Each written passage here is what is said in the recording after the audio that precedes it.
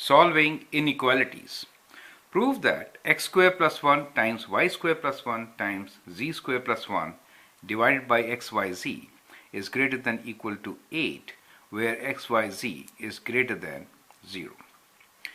So to prove such inequalities from the symmetry, what we can try to do is to prove that x square plus 1 over x is greater than equals to 2.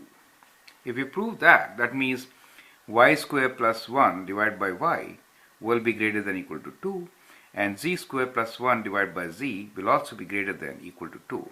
So their product will be greater than equal to 8 for all xyz's which are positive numbers, correct? So that is the strategy for us to follow, right? So to prove that this is greater than equal to 2, let's find the derivative and then figure it out, right? So let us say our function now f of x is equals to x squared plus 1 divided by x is greater than equal to 2, right? Then what is f dash of x? So f dash of x will be, so what we can do is we can actually write this as, let me rewrite this first, right? If I divide by x, I get x plus 1 over x, right? So that is the function for us, and let's find its maximum or minimum value using f dash x. So f dash x for this is 1, and 1 over x will be minus 1 over x squared, right? Now, to find the critical points here, or the critical number I should say, we should equate f dash x to 0. Now if f dash x is 0, then what is x squared? That is what we need to figure out. So x squared could be plus or minus 1, right? So this gives the value of x as x equals to plus or minus 1. And since our domain for x is greater than 0, we will take the value x as equals to 1, correct?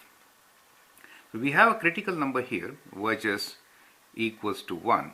And now let's try to analyze our function within the intervals which are on the left and right side of 1. That means in this particular case, we have a critical number here at x equals to 1, and our domain actually starts from 0 onwards. So let's say this is on this side.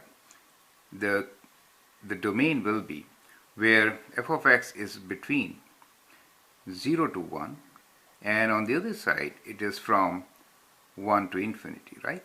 So we have to test how is f dash of x within these two domains, right?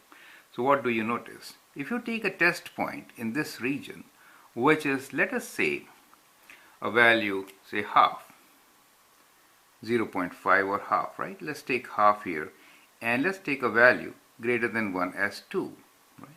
In that case, what do you notice? So you'll find that f dash x is actually negative. If I put this value of 0.5 here, or any value which is less than 1, in that case it will be 1 minus a value which is, let's say, it will be negative, right? If I put here any value less than 1, this will be negative. So we say f dash x is less than 0 for x greater than 0 but less than 1, right, on the left side. So when we say f dash x is less than 0, f dash x is decreasing, right, in this region. Now if we test for a value which is greater than 1, so let's say f dash x for x greater than 1. If you put any value greater than 1, at 1 it is 0. So in the denominator will be higher, let's say 2. So 1 over, for example, 2 is 4 squared. So this will be positive. So we'll get f dash x greater than 0. That is positive, right? So for greater than 1, f dash is positive. That means the function will be increasing, right? So that shows that we have an absolute minimum here.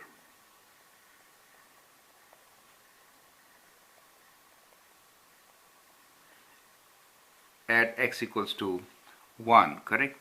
So that is the minimum value which the function f of x equals to x squared plus 1 over x can have. So the minimum value for this function is at x equals to 1. So the value is, when you plug in x as 1 here, what do you get? You get 1 plus 1 divided by 1, which is 2. So therefore, at x equals to 1, we have absolute minimum, and the minimum value of the function is 2, right? So therefore, we can say the minimum value for x squared plus 1 over x is 2. Do you see? So it is always greater than equal to 2. Therefore, we have that x squared plus 1 over x will be greater than equal to 2, right? So we can adopt the same proof and we can say, well, if x squared plus 1 over x is greater than equal to 2, then y squared plus 1 over y and z squared plus 1 over z will also be greater than equal to 2, and therefore their products will be greater than equal to 8, right?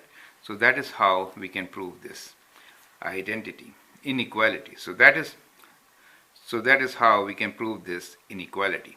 Thank you.